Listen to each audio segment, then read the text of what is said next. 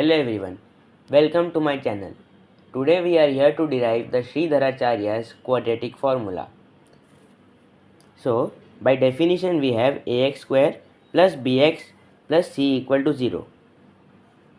In the next step, we divide throughout by a. So, we get ax square by a plus bx by a plus c by a equal to 0 by a. So, now we get x square plus bx by a plus c by a equals 0.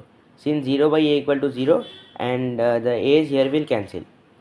In the next step we have x square plus bx by a equal to minus c by a, taking c by a on the right hand side. So now we are adding b square upon 4a square on both the sides because of the completing the square method.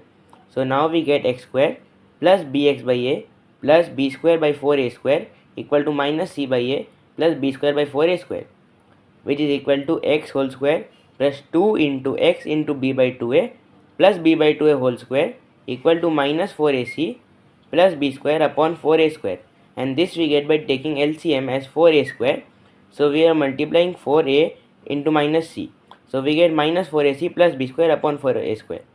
In the next step, this has come in the whole square form.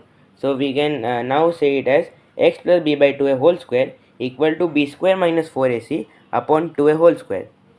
So in order to convert the x square into root, we add a plus minus before the root.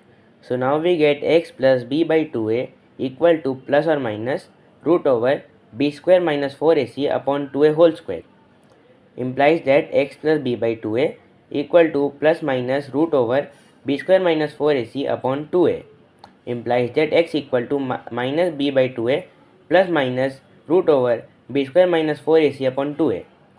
And since we already have the LCM here as 2a, so now we can simply add them.